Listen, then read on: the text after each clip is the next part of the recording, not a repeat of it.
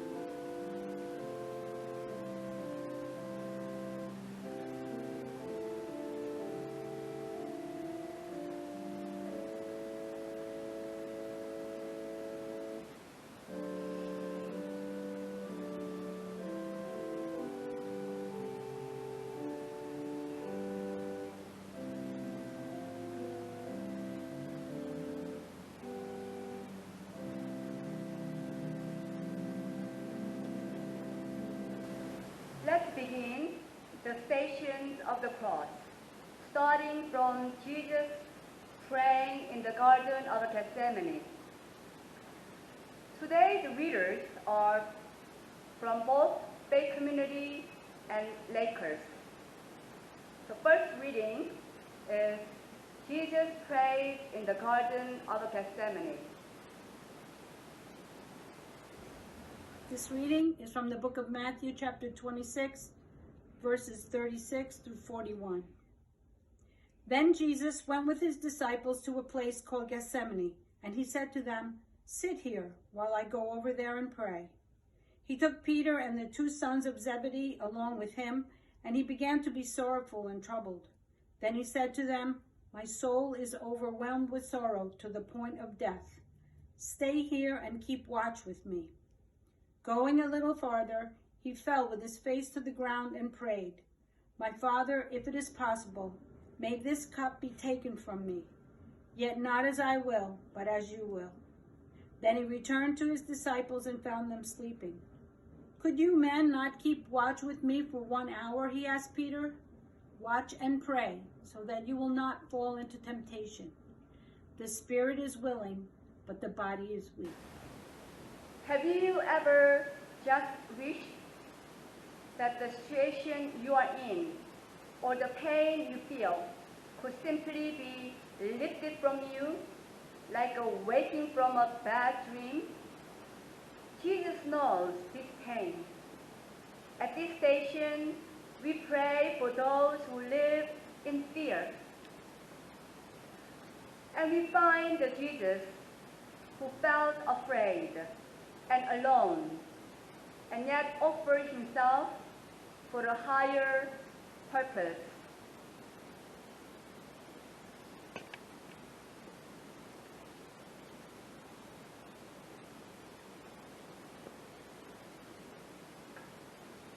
Second reading, Jesus is betrayed by Judas. Mark, chapter 14, verses 43 through 50. Just as he was speaking, Judas, one of the 12, appeared. With him was a crowd armed with swords and clubs, sent from the chief priests, the teachers of the law, and the elders. Now the betrayer had arranged a signal with them. "The one I kiss is the man. Arrest him and lead him away under guard." Going at once to Jesus, Judas said, "Rabbi," and kissed him. The men seized Jesus and arrested him. Then one of those standing near drew his sword and struck the servant of the high priest, cutting off his ear. "Am I leading a rebellion," said Jesus, "that you have come out with swords and clubs to capture me? Every day I was with you, teaching in the temple courts, and you did not arrest me. But the scriptures must be fulfilled." Then everyone deserted him and fled. The theme of difficult relationships is something most of us have experienced. Perhaps as children, trust was betrayed by an adult who did not care for us as we needed. Or perhaps as an adult, family or spousal relationships crumbled under the weight of addiction or illness or resentment. At this station, we pray for the ability to forgive and move on. We find here the Jesus who knew of the betrayal and who broke bread with the Judas anyway.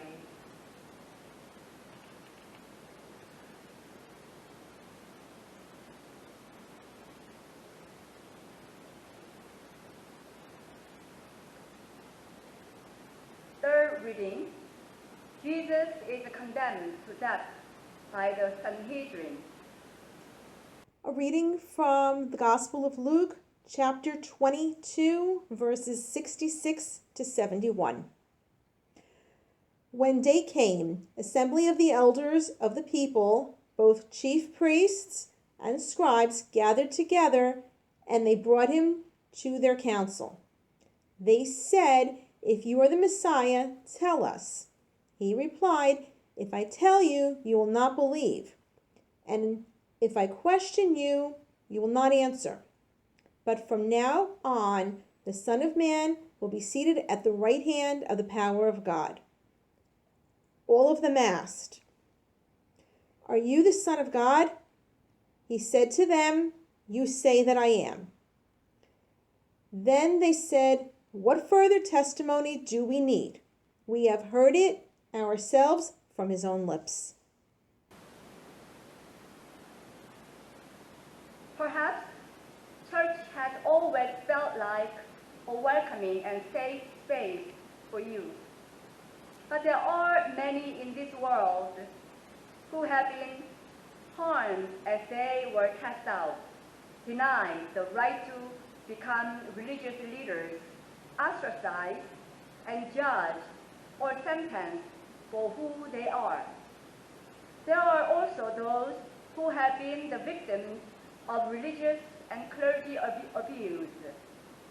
And at this station, we pray for the victims of the world, especially when the violence was done in the name of God, and we find the Jesus whose death was caught up in the entanglement of political and religious climate of his day.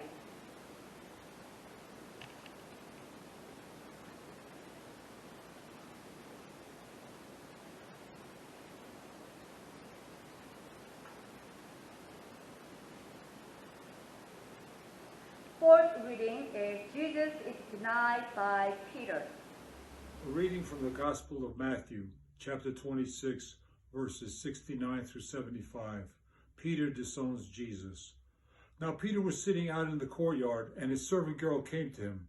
"You also were with Jesus of Galilee," she said. But he denied it before them all. "I don't know what you're talking about," he said. Then he went out to the gateway, where another servant girl saw him, and said to the people there, "This fellow was with Jesus of Nazareth." He denied it again with an oath. "I don't know the man." After a while, those standing there went up to Peter and said, "Surely you are one of them. Your accent gives you away." Then he began to call down curses, and he swore to them, "I don't know the man." Immediately a rooster crowed.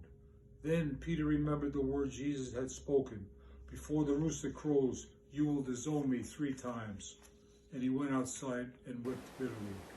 Denial is a powerful coping mechanism when faced with a pain that is too difficult to accept. In our weakness and despair, we sometimes turn to denial in order to cope, in order to survive. And at this station, we find the Jesus who knows that we are human and will have moments of denial when circumstances feel impossible. And we ask for forgiveness for the times we might have turned our backs on our friends.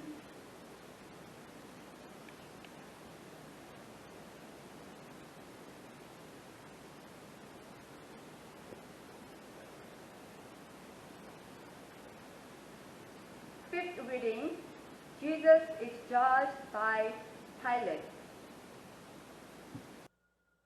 Matthew 27:11 through 14 and 22 through 24. Meanwhile, Jesus stood before the governor, and the governor asked him, "Are you king of the Jews?" "Yes, it is as you say," Jesus replied. When he was accused by the chief priests and the elders, he gave no answer.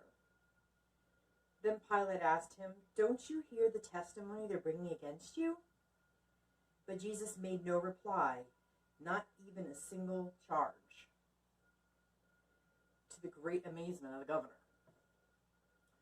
"What shall I do then with this Jesus who is called Christ?" Pilate asked. They answered, "Crucify him." "Why? What crime has he committed?" asked Pilate. But they shouted all the louder, "Crucify him!" When Pilate saw that he was getting nowhere, but that instead of an uproar was starting, he took water and washed his hands in front of the crowd. "I am innocent of this man's blood," he said. "It is your responsibility." So many people around the world suffered under governments who have washed their hands of the plight of the poor. Money for the weapons of war outweigh money for education, for public assistance, for food and shelter, for at-risk youth, for safety of all the world's citizens. And at this station, we pray for those in government who make decisions that affect people's lives. And we find the Jesus who is a witness on behalf of the oppressed, gotten killed.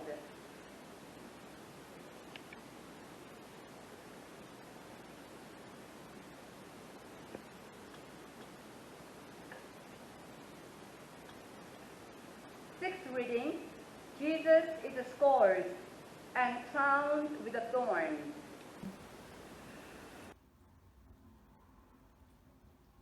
John 19, verses 1 through 3. Then Pilate took Jesus and had him flogged, and the soldiers wove a crown of thorns and put it on his head, and they dressed him in a purple robe. They kept coming up to him saying, "Hail, King of the Jews," and striking him on the face. Unimaginable numbers of people are victims of abuse, whether physical, sexual, emotional, or verbal. The scars are the same and last a lifetime. At this station, we pray for healing for those who have endured violence inflicted on body, mind, and spirit, and find the Jesus who knew this pain and yet also knows the depth of pain inside perpetrators that drive them to commit atrocities.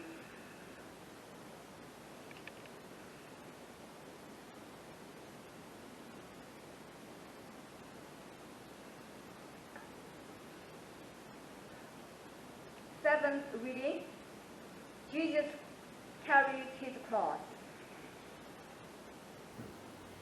John 19, verses 15 through 17. They cried out, "Away with him! Away with him! Crucify him!" Pilate asked them, "Shall I crucify your king?" The chief priests answered, "We have no king but the emperor." Then he handed him over to be crucified. So they took Jesus, and carrying the cross by himself, he went out to what is called the place of the skull, which in Hebrew is called Golgotha. The Roman technique of death by crucifixion was notoriously brutal. Beyond the actual excruciating physical pain, the humiliation of bearing the instrument of death through the streets on the way to the execution was meant to prolong and intensify the suffering. And as we find Jesus who carried the burden of his cross to Golgotha, we remember his earlier words that if we would only come to him, he will carry our burdens.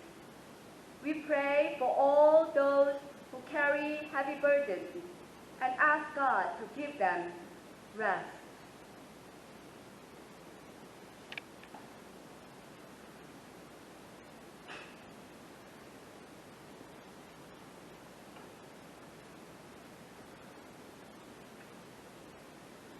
Eighth reading, Jesus is helped by Simon of Cyrene. We are reading Luke chapter 23, verse 26. As they led him away, they seized a man Simon who was coming from the country, and they laid the cross on him and made him carry it behind Jesus.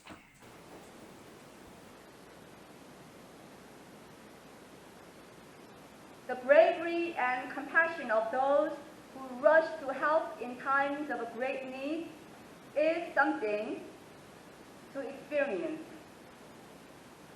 Our doctors and nurses, medical workers, EMT, first responders, police officers, firefighters, truck drivers, delivery people, grocery workers, our teachers, and our neighbors and friends and strangers rush to assist in crisis in ways that restore our faith in humanity.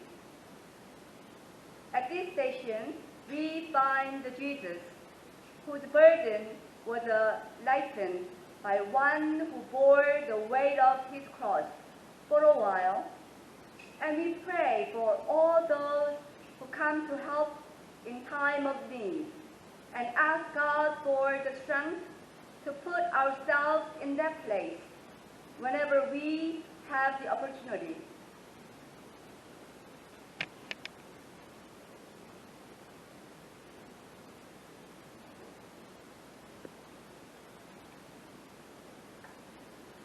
Ninth reading, Jesus meets the women of Jerusalem. Reading from the Gospel of Luke, chapter 23, verses 27 to 31. A large number of people followed him, including women who mourned and wailed for him. Jesus turned and said to them, "Daughters of Jerusalem, do not weep for me. Weep for yourselves and for your children. For the time will come when you will say, 'Blessed are the barren women, the wombs that never bore, and the breasts that never nursed.' Then they will say to the mountains, 'Fall on us,' and to the hills, 'Cover us.' For if men do these things when the tree is green, What will happen when it is dry?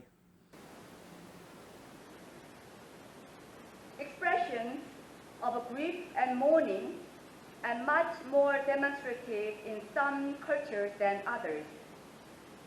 The women whose weeping and wailing accompanied Jesus' march to the cross offered him an opportunity for his own lament and despair. And at this station, we find Jesus who proclaimed his sorrow about the state of the world and its people, and we pray for all those humanitarians and activists who walk alongside, keep vigil with, keep proclaiming, and keep before us the suffering of the world.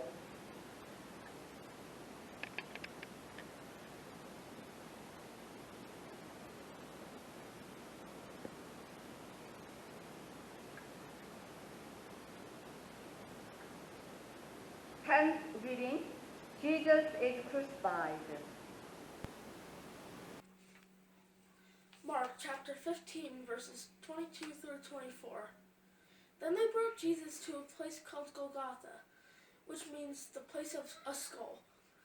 And they offered him wine mixed with myrrh, but he did not take it, and they crucified him, and divided his clothes among them, casting lots to decide what each should take.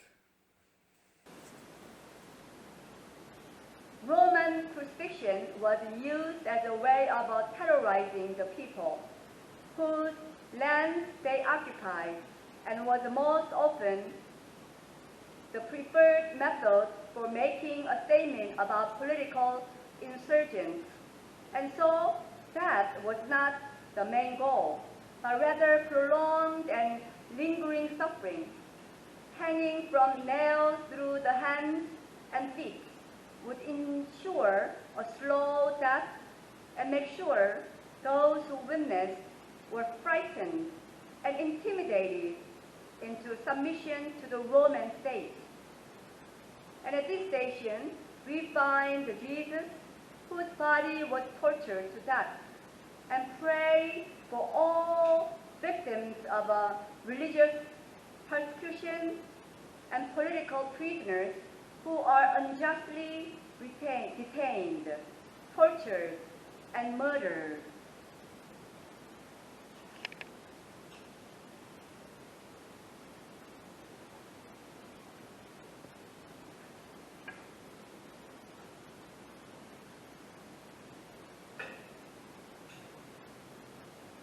And 11th reading, Jesus promised to share his reign with a good thief. The soldiers also came up and poked fun at him. They offered him wine vinegar. They said, "If you are the king of the Jews, save yourself." A written sign had been placed above him. This read, "This is the king of the Jews."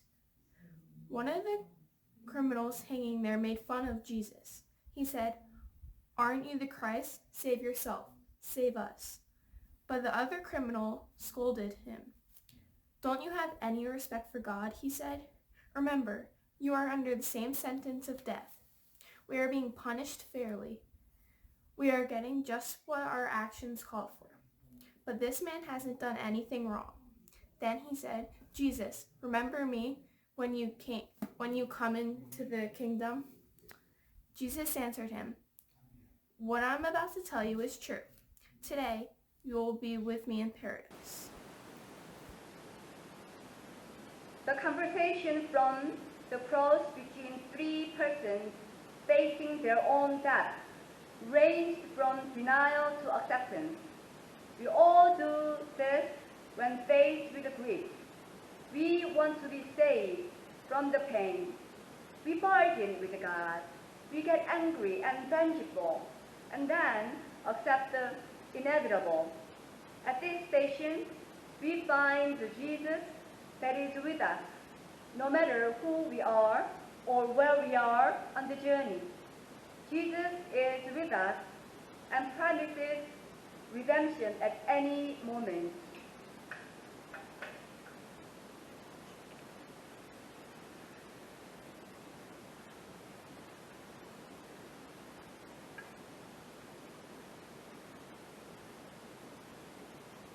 12th reading. Jesus is on the cross with his mother and disciples below. Meanwhile, standing near the cross of Jesus were his mother and his mother's sister, Mary, the wife of Clopas, and Mary Magdalene. When Jesus saw his mother and the disciple whom he loved standing beside her, he said to his mother, "Woman, here is your son." Then he said to the disciple, "Here is your mother." And from that hour the disciple took her into his own home. Jesus knows his absence will be felt by many, but perhaps no greater than the absence of his mother will feel. The band of disciples had become family, and this commissioning of his closest disciple to take his place as her son is repeated over and over again throughout humanity when a dying loved one says, "Take care of them." At this station, we find the Jesus who loves deeply and invites us to care, especially for those who have no family. And we pray a prayer of thanksgiving for those who have become chosen family to us.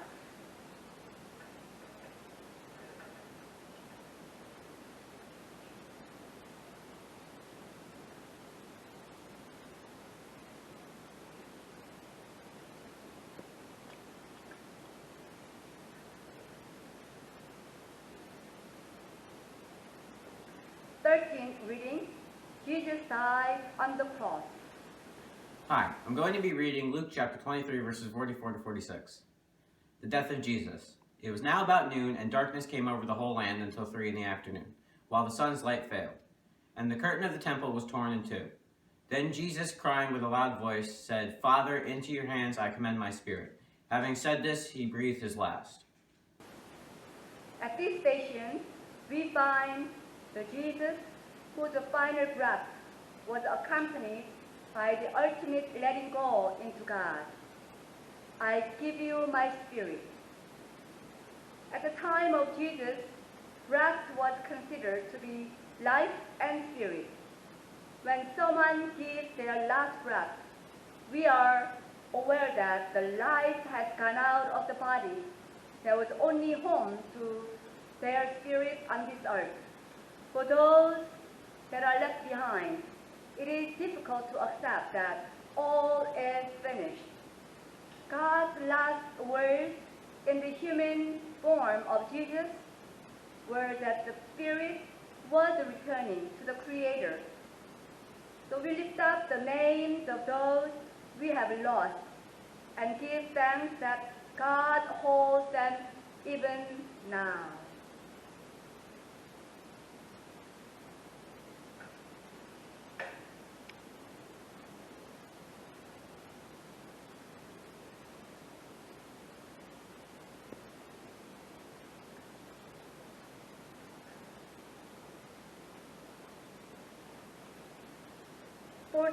Fourteenth, the final reading.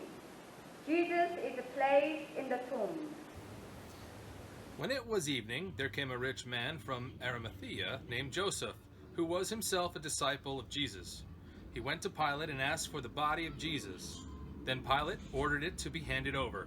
Taking the body, Joseph wrapped it in clean linen and laid it in his new tomb that he had hewn from a rock.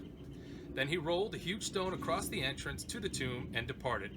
But Mary Magdalene and the other Mary remained sitting there facing the tomb.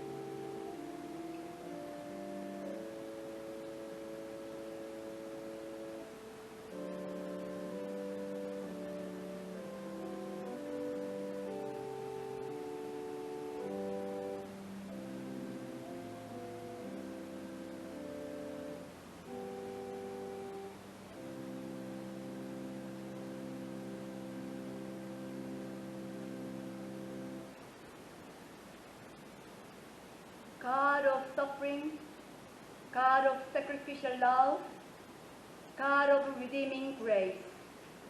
There are no more words, for it is finished. And while we know the rest of the story, we pause this night to stay in the abyss, where there is no light,